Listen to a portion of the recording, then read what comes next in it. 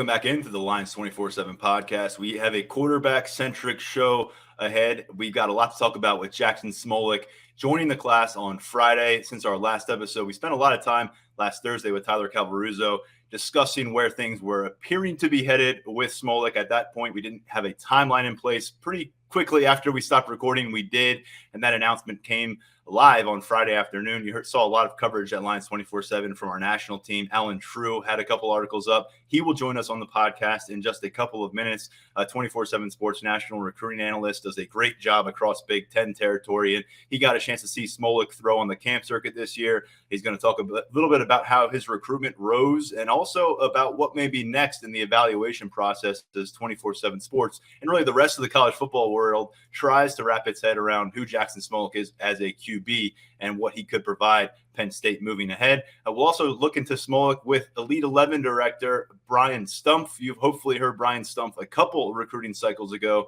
breaking down Christian Veilleux after Veilleux was down at an Elite 11 finals. Last year, of course, Drew Aller was out there in California. This time, Smolik.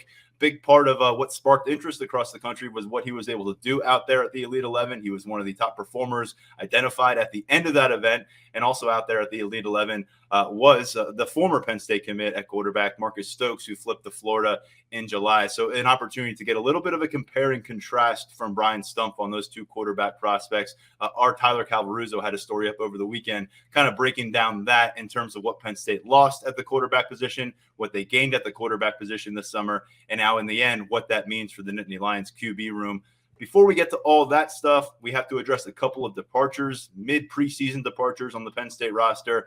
Early Saturday morning, we reported that Keziah Holmes was confirmed as no longer being a member of the Penn State football program. He put it out there Tuesday that he had hit the portal. Monday that he had hit the portal. So that's now happening, looking for a new college football home.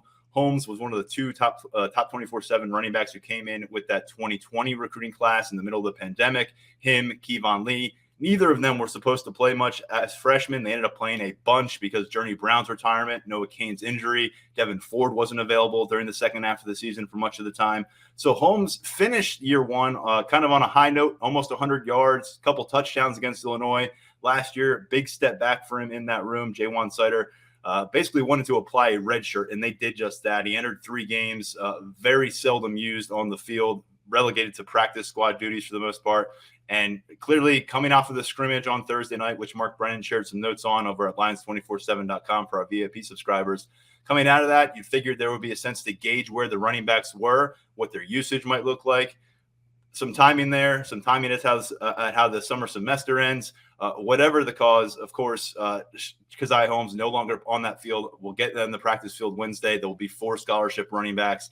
Devin Ford still around, the senior, with another year of eligibility ahead from him. The 2 freshmen with Nick Singleton and Katron Allen. And then, of course, Kevon Lee back as well, the incumbent leading rusher. So Ken Talley was the name that was a bit more surprising. Freshman, couple weeks on campus. We reported in late July about him getting to campus and becoming a member of this team just in time to get on the practice field. It did not last long for his career. He confirmed today on Tuesday, publicly announcing that he would enter the transfer portal. That has happened already. And clearly this one is one that turns your head because Ken Talley, all the reports coming out of his recruitment were exceptional peer recruiter for Penn State, guy out of Philadelphia, doing work to try to build this class up. We heard from Terry Smith, defensive recruiting coordinator for Penn State last signing day, referred to him as a heartbeat of the defensive recruiting class and a guy that they compared to Jesse Luketa. Luketa, if you recall, with that 2018 group, very important as a peer recruiter, ultimately becoming a team captain material during his time on campus. I think there was some hope that it would result that way for Ken Talley. This one's fresh. I think emotions are high on both sides of the party here. So it's something we'll continue to gather information. There's been a lot spoken and written about it over our message boards at Lions247.com. And again, it's something that you've got to respect some privacy with a situation like this when a young man moves on and you have to kind of dig into why that happened. But it's something that we'll do the best we can with and report back to you at Lions247.com. A couple of departures. We'll see what that means for Penn State. We have availability on Wednesday. We'll hear from some players, from coaches. But right now, let's get back to it with the recruiting trail. And we'll bring in Allen Trieu. As I mentioned, he was part of that fantastic coverage provided on Jaxon Smolik's commitment day last Friday. Allen, great work on that. I learned a lot more about Jaxon reading your stories. Appreciate you coming on. I know you're down in Nashville at 247 Sports headquarters, so thanks for fitting us into that schedule. Yeah, no problem. Makeshift backdrop here in the hotel room. It works. It works for us. I hope it works for you. And Allen, let's get right into it with Smolik, because this is a case where a lot of the 2023 quarterbacks we're talking about, you have been talking about for a couple of years. You've been writing about them for a couple of years. These are known names. When did Smolik first land on your radar, and just how much has the narrative changed since that first encounter with his name to where we are now? Yeah, I think right after the season, we started to hear a little bit more about him, and definitely into the spring, because I think his coaches and his parents, people around him, knowing that he had some unusual circumstances, he dealt with some injuries, they needed to get his name out there. So I think that got more aggressive in the spring. So we started to hear about him more. And I think for him, it was a perfect storm. This is a good cycle to be kind of a late comer to the scene. The 2023 quarterback class is not as deep.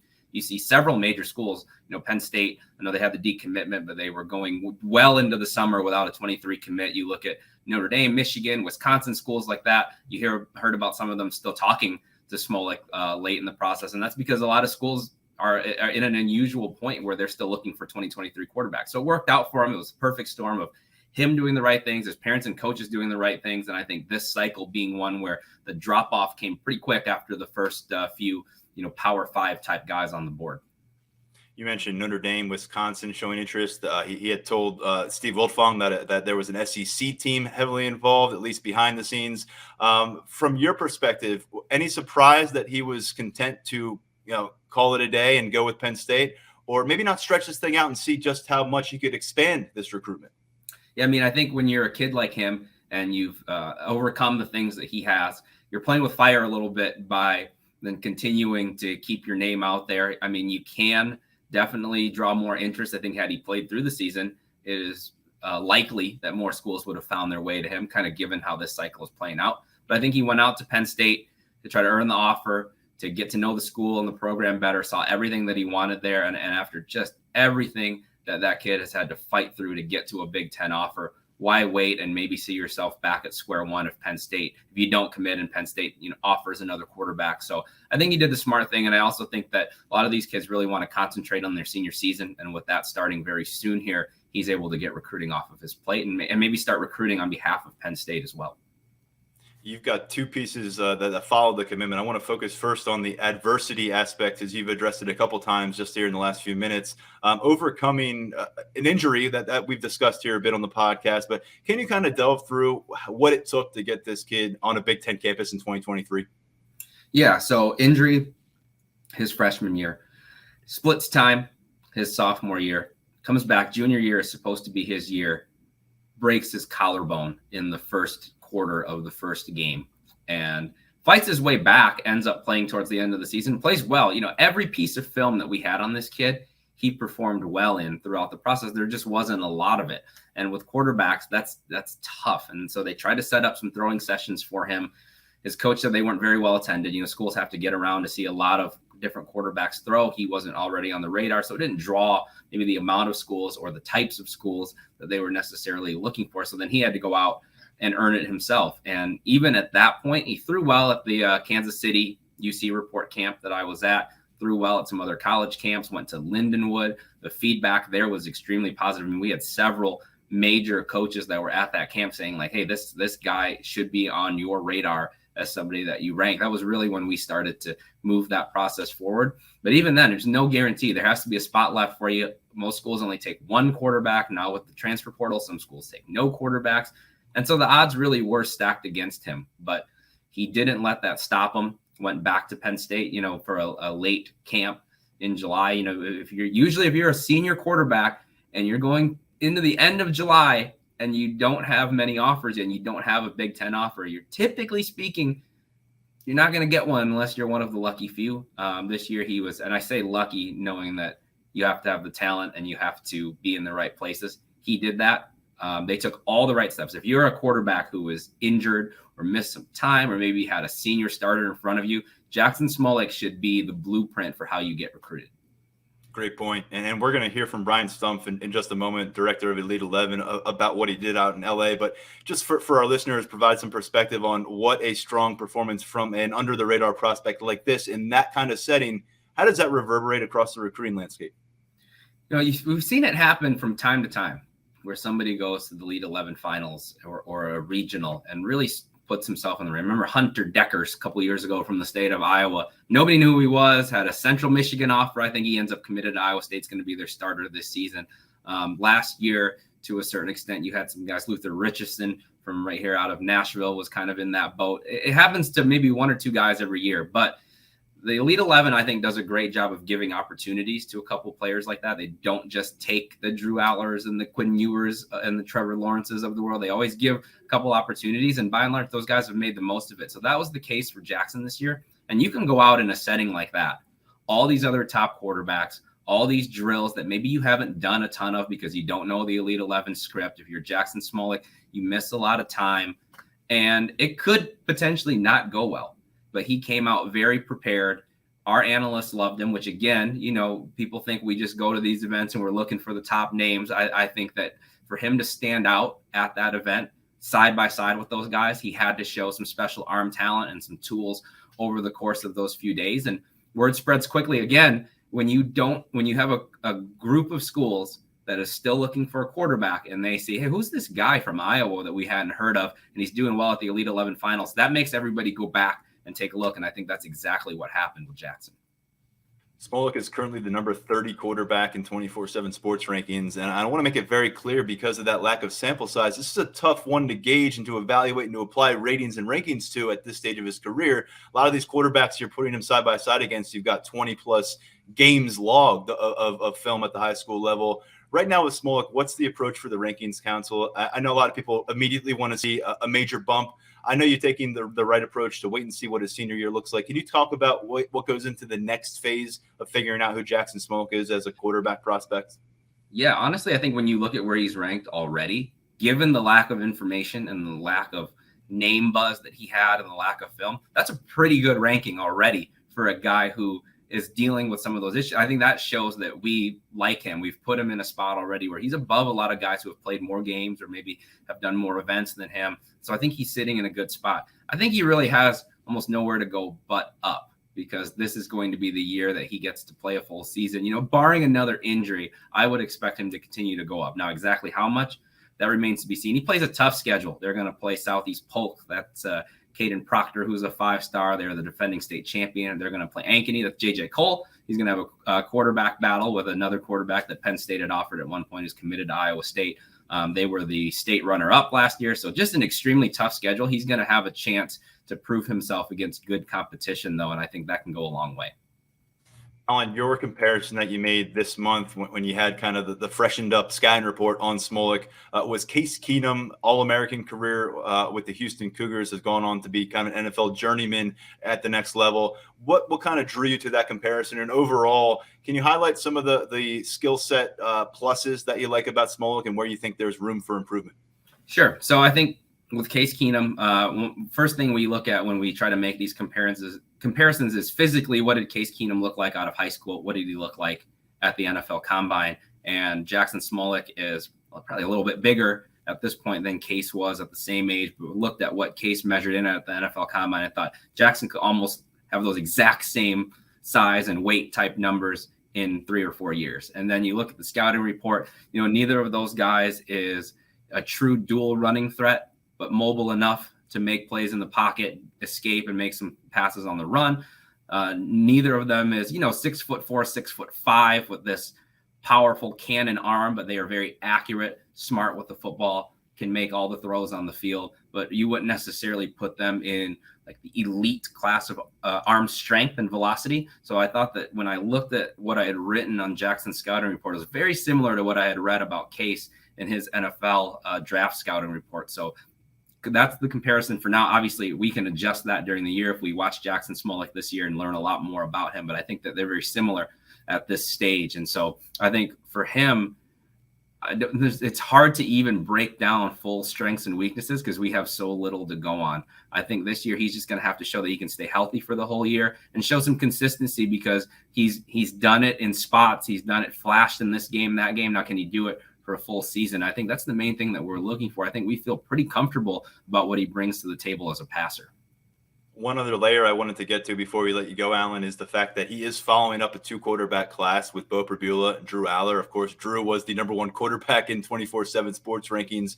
I guess what kind of a mindset do you have to be looking for at the quarterback position to bring in somebody after you take 2? And I've talked about it a lot on the podcast. You don't skip cycles in quarterback recruiting.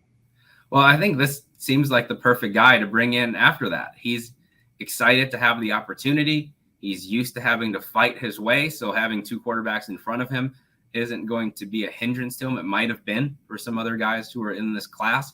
He's going to come in with, I think, a pretty fresh mindset. So I think when you bring in 2 quarterbacks in the class before, and one of them being an all-world kind of guy in Drew Aller, it's tough to follow that up with another Drew Aller. But you don't want to sacrifice on quality. So I think this is a perfect situation where you kind of catch a guy on the rise who, his trajectory is going up, but isn't going to have a problem following in a class that has Drew Aller and then a second really good quarterback in Bo Pribula as well. So I think this is a perfect situation given the 2 years. Allen Trieu does a great job covering recruiting for 24/7 Sports. You've seen a lot of his content at Lions247. You'll continue to see it. Good stuff on Smolik here as well. Thanks, man. Enjoy Nashville. Appreciate it. Thanks for having me. All right, take care. Good stuff from Allen. In just a moment, you'll hear from Brian Stumpf, who is from the Elite 11, directing that for several years now. Just a couple of the numbers on Smolik real quick. I don't think we addressed them off the top. Listed 6'2", 200 pounds out of Dowling Catholic in West Des Moines, Iowa, a member of this 2023 class, which now features 19 prospects as Penn State moves forward towards that early signing period. So without further ado, here is Brian Stumpf from Student Sports. Does a great job directing the Elite 11 finals every year and the regional bracket that leads up to that event. And Brian, I know it's always a busy whirlwind experience. Congrats on getting it done for the 2023 cycle. I'm sure you're already well underway with planning for the 2024 quarterbacks, and hope all is well on your end. Thanks for having me on. Yeah, it's a blast. The regional tour is a grind, going out every weekend and traveling across the country. And so when you get to do the finals event finally and get all the guys together and actually really spend some solid time with them, we got 3 days and 2 nights with all the 20 quarterback finalists this year. You really get to know them better. And that's probably the funnest time of the year, is just getting to be around those guys, kind of see under the hood, see what makes them tick, and see how they perform in that environment. I'm dating myself a bit here, but last time I covered an Elite 11 finals, Sean Clifford was a participant, Tua Tagovailoa was a participant.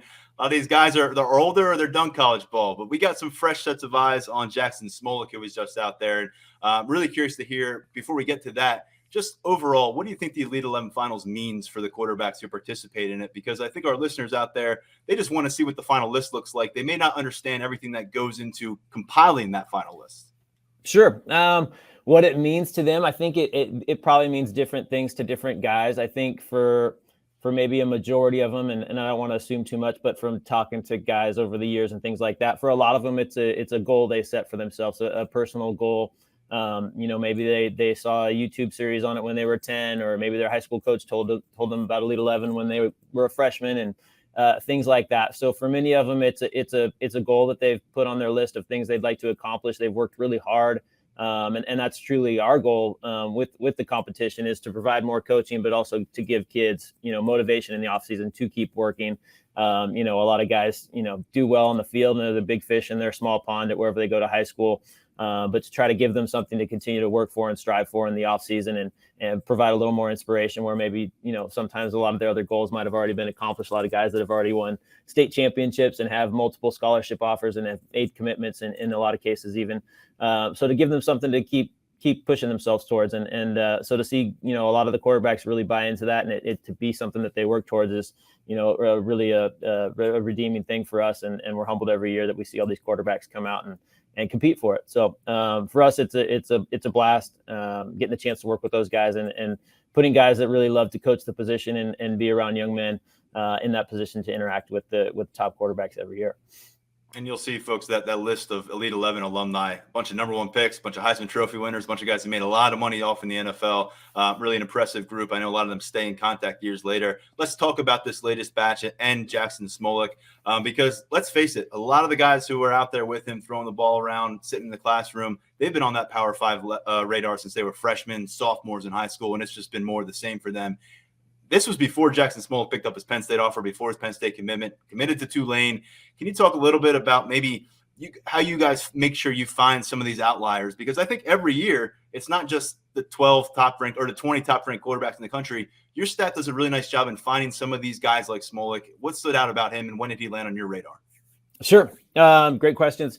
I say this every year, and a lot of people don't believe us because, most of the guys that end up getting invited to Elite 11 finals are the top ranked kids, but we truly don't go out on the road just to pick 20 guys off of a list that's already been established. One, we love to coach all of them. But two, you can discover a lot about kids, when you see them in March, April, and May versus what their tape looked like back in November.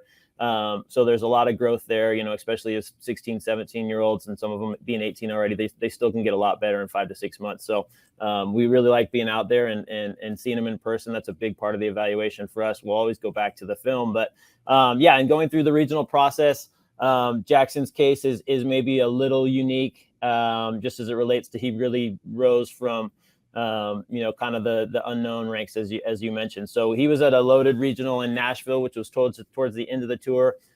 We had actually seen him the year before. He came to a regional coming out of his sophomore year, where he split time at Allen Catholic and actually started the couple playoff games when their other quarterback had COVID. So he had some decent experience, and then just really some bad luck right as a junior, breaking his collarbone in the first game. So I think if he had been healthy and had a full junior year, he probably would have had a much higher profile at that point. But when we went into that regional, we go into each camp with kind of our pre-camp grades off of kids' tape and things like that, and put the quarterbacks kind of into groups according to that. So Jaxon was in I think he was in the 2 group out of 5. So we liked him a little bit. He was in a group with a lot of guys that are going to sign, and some of them might end up being more FCS guys, but he was in a group where we liked him a little bit on tape, and have known his personal quarterback coach, Skip Stitzel, out of Missouri for a long time, going back to the Gabbert brothers, to date myself like you did earlier.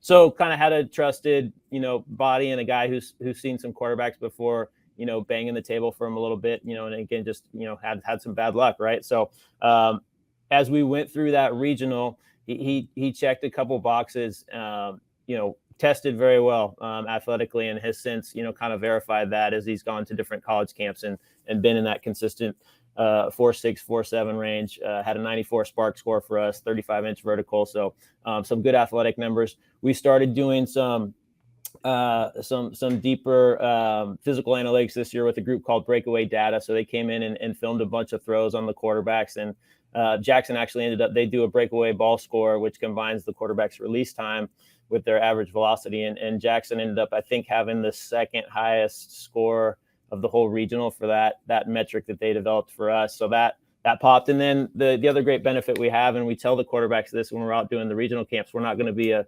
prisoner of the moment and just, I'm standing in one place for the most part. Joey Roberts, who scouts with us. And then we have usually 5 or 6, really good coaches that travel with us and do different regionals. But all of us combined don't see every throw by every kid, right? And have a really accurate way to measure it. So I might go talk to this coach over here and, hey, these 3 guys just killed it in my drill. And the other coach goes, ooh, I didn't see that. So the other benefit we have is all the throws get filmed, so we can go back and check the tape afterwards. So we had these measurables coming out. And then as we came together a couple times as a staff in the middle of camp and talk about who's doing well and things like that, a couple times it's, hey, this 791 kid it looked really good. And so the other benefit we have with a lot of our coaches is we don't really give them much of a heads up going in on who the guys are, because we really want to get their takes on some of these quarterbacks and things like that, and kind of get a good first impression from those guys' standpoint. So he popped on the eye test for a bunch of our coaches at the event. Had some metrics that really backed that up from both athleticism and how he threw the ball. And then going back and watching the film as well, his throws finished. And what we mean by that is, those intermediate throws that are, 12 to 21 yards down the field, there wasn't a lot of dip at the end. Those were finishing on the face and on the chest of the receiver. So a lot of stuff that really checked a lot of boxes. And so then it was just, man, you wish you had more of an inventory of film to really, know that he's a performer on the field and in pads, which is, we don't want to run a camp for the best campers. We want to run a camp for the best quarterback. So, I mean, that was the biggest thing as we went through it, because we really liked him. He was our next guy in when Nico Iamaleava couldn't make it out to the finals. And so that's how he kind of got the call. But I think he would have been in the final 20 if he had more film, because everything we saw from him at the camp, we really liked a lot. And that's how he, really rose on our board compared to where he might have been listed in some other rankings and things like that. Yeah, we were just discussing that in terms of a ratings and rankings perspective. You got to get more sample size on the field. Obviously, you can take a lot of what you love off of the circuit, but you want to see what happens this fall for him. Speaking about the finals, he gets that phone call from you guys. I got to imagine a lot of guys, it's a lifetime goal, but they're still anticipating it. Was this kind of a surprise moment for Smolik, especially because you're calling him in as a substitute? Can you take us through that exchange and maybe what it meant to this young man to get this shot? Yeah, absolutely. It was pretty funny. I think we were starting the camp on a Tuesday. So Monday I called him pretty much out of the blue, right? I think we might have exchanged a couple emails or DMs or something after the event, and good job. And we'll stay in touch and, let us know if you need help with, colleges and things like that, and some stuff we do with guys that show up and do well and the like. But I think he was out from his retelling the story to me when he finally got out to the finals. He was out hitting golf balls with his dad, I think, in the field at their property. I called, he didn't pick up because I'm a strange area code, and I don't blame him for that. And then I texted him and said, "Hey, give me a shout back," which he called probably in 2 or 3 minutes after that. Had a really brief exchange. I said, "Hey, I've got a spot for you. We loved you at the regional. We think you do really well out here, and you certainly would belong physically, and it could be a great experience for you." I'm pretty sure from talking to him that he was kind of in shock, and he didn't say much. He said he had to talk to his parents and things like that. So we hung up after that, and then probably 3 minutes later, he and his dad called back, and his dad did most of the talking because he was still kind of processing it. But his dad's like, "Oh, he's in, let us know what we need to do." And so from there, we kind of moved on, making some travel accommodations and things like that. But yeah, it was, I'm sure, a little bit to process for him, and, something maybe he had been hoping for. But I mean, based on kind of and again, it's tough for even the recruiting media when they go out to the regional camps. We had 80 quarterbacks at the Nashville event, and, Jackson's not the big name, and a lot of them are there actually more so to cover the kids that might be committed to the schools in their regions versus really truly trying to get an evaluation for that many quarterbacks at a time. So it's pretty easy for kids to slip through the cracks. And, again, I think if he had the benefit of a junior year, he would have been a bigger target going into events like ours and things like that. But at the end of the day, it was a fun conversation to have and get him talking a little bit at the end. And then when he showed up at the event, he was great. He not just on the field where he threw it well and kind of did what we expected him to do. And that was part of the conversation, is like, hey, if you come out and just be yourself, you're gonna do just fine. We don't want to ever put kids in a situation where we don't think they can perform. And but I think more so just the off the field and feeling comfortable with the group. And there's a bunch of alpha 17 and 18-year-olds that are used to success and used to being the guy that everybody's looking to and that sort of stuff. So watching them mix off the field, he was comfortable in his own skin. He's got, I think, his own leadership style. But he fit right in with that group, and you could kind of tell, because then it translated to the field in terms of just, again, knowing who he is and knowing who he is as a quarterback, and being able to go out and kind of calm the nerves and not worry about stuff that didn't matter, and just go out and perform. I think the mental makeup stuff and how quarterbacks handle a room full of quarterbacks with egos and guys who want to be the face of the franchise, guys, that is such an underrated aspect of what you put these guys through for those 3 days, and how they come out the other side and how they responded to it. It sounds like Jaxon did a good job with that. And in terms of on the field, some of the things that everyone wants to see: can he throw the ball far? Can he throw the ball accurately? where is he right now as a quarterback? What are you most interested in seeing when he gets a full season, hopefully to produce here on the football field as a senior? Yeah, I mean, I again, knock on wood, everybody stays healthy this year, and that part of it for all the quarterbacks, including Jaxon. But I think, especially for him, just those game reps are going to be valuable. There's no way, we do our best. We can't simulate game reps in padded football and leading a huddle and a lot of the things that go on in between the lines and in the locker room as a quarterback of a football team. So just really excited to watch him go through that this year and have a healthy. They play a good schedule. He's going to get to play JJ Cole's team early in the year out there and have some other big games. And he's played in big games before, especially as a sophomore as well. So I think he's going to have a chance to, just really add to his library of experiences as a quarterback and different throws. But even in his limited sample size last year, I think the things you saw and the things and then we saw again in person is he's pretty consistently accurate. He makes good decisions and he's got the arm talent to push the ball down the field as well. I think one thing that'll be interesting to see, how he adds it as he continues to, grow more into his physicality and things like that. Now he's over 200 pounds and he's in that 4.6, 4.7 range. Does he start even to be a little bit more of a run threat now? Knock on wood, again, staying healthy. But I think that's something that could be, an added component to his game as he continues to get more physical and just he's only going to be more athletic. And I think he mentioned in some of the pieces on the Penn State front that Trace McSorley was a guy that he looked up to just in terms of, the style of leader was and the way he played and things like that. And Trace was certainly a dual threat guy that brought a lot to the Penn State offense. And, when you have a quarterback like that as an offensive coordinator, it just opens the entire playbook. So I think, I think we know he can throw, and he's a sneaky good athlete at his size, and he's not a small kid, and he's only going to get bigger and stronger. So, what kind of run threat can he also potentially develop into here starting this year? An interesting thing is we're talking about Jaxon Smolik, but when you were actually underway with this event, our site was abuzz about what's Marcus Stokes doing out there, and he's gone to the Florida Gators class since then. Not asking you to shed any negative light on anybody, but are you able to give us a little bit of a compare and contrast on Stokes, Smolik? How are they different in terms of the quarterback that Penn State comes out of the summer with versus the quarterback that Penn State went into the summer with? Yeah, I think that's a fair question, certainly. Marcus is a different kid. Obviously, he's a Florida kid. I think there was some nature of, natural leadership to Marcus in terms of kind of being a Pied Piper of the class, especially early when you get a quarterback committed there early.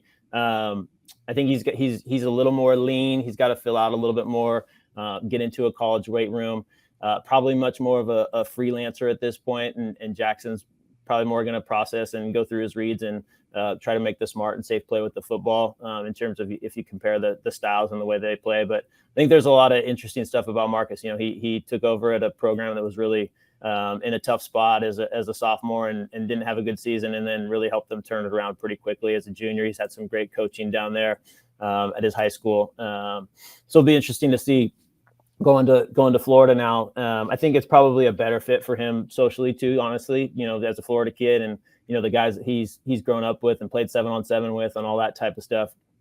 I think it's probably one of those situations where it's going to end up working out the best for all parties involved, right? As it relates to, Penn State and they've had some quarterback decommitments in the past, right? Justin Fields probably most notably, but I think at the end of the day, kids usually go and end up at the place where they're most comfortable. And that's a good thing for the kid, but also the program. The last thing you want is for it to either carry on later into this cycle. And, you're dealing with a quarterback decommitment in November versus July. But also for a kid that gets in somewhere and realizes it might not be the right spot for him. And he's already in the portal, after a couple weeks of practice, and that puts the program back, that puts the kid in a tougher spot. So I think this hopefully is a win-win for all parties involved in terms of Jaxon finding a great place to play, going and learn and compete with the guys that are in the Penn State room, and Marcus Stokes probably being in a social setting that's, probably a little bit more comfortable for him at the end of the day, being closer where he's grown up and kids that he's grown up with. There's one more quarterback name I want to get to, and then we'll let you get off with this one. The fact that Drew Aller went to the Elite 11s last year and we didn't get you on the podcast to feel a little bit bad about. We had you on after Christian Veilleux was at Elite 11 finals. But now that we're getting a sense for who Drew is, he's blown up. He's 240 pounds or so on the field right now. We don't expect to see a lot of him in game action this year, but can you give us a little bit, maybe an anecdote on what you anticipate from Drew Aller and kind of where his trajectory is as a quarterback prospect in terms of where you last saw him? Yeah, I mean, I think physically, especially if he's 240 now, there's not a lot that Drew can't do. I think that was the first thing that jumped out to us when you watched his tape after his junior year, because he got so much improved from his sophomore year to his junior year of high school, and the way he could perform off platform and different arm angles as a big, traditionally slow sized pocket quarterback. He wasn't that guy.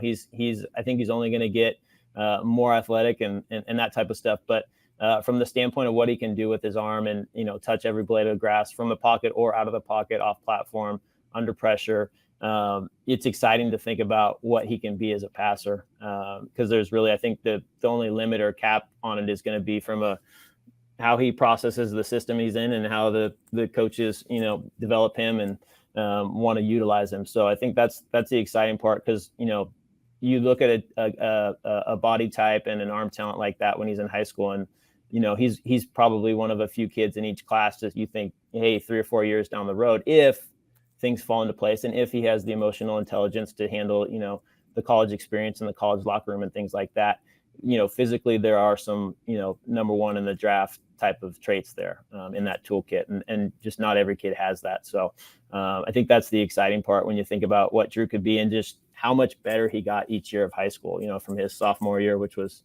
there were some good spots and bad spots. Junior year was much more solid. And then his senior year was just, darn near perfect in terms of how he performed and led his team. And, all the metrics from completion percentage to touchdown interception ratio just exponentially grew each year. So you saw a guy that was physically talented, but also was getting a lot better.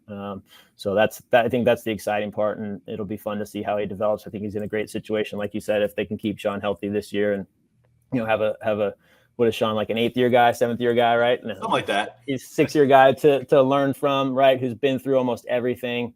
I don't think you could, find a better mentor for Drew. And so, I think there's a ideal setting, hopefully for the program in terms of, going out and a senior leader having hopefully a great year this year. And then you got a couple younger guys learning under him that are, ready to compete come spring ball. Well, Brian, I'm very grateful for our conversations in the past decade or so. Really happy to bring some of them onto the Lions247 podcast, most recently about Jaxon Smolik. If there's young quarterbacks out there, make sure you know about the Elite 11. Make sure you're getting out there and trying to find out where the camp is coming to your area. 2024, 2025, 2026 quarterbacks. It's your time to shine now. Looking forward to the 2024 quarterbacks popping up on your circuit next spring and next summer. Yes, sir. So are we. All right. Take care.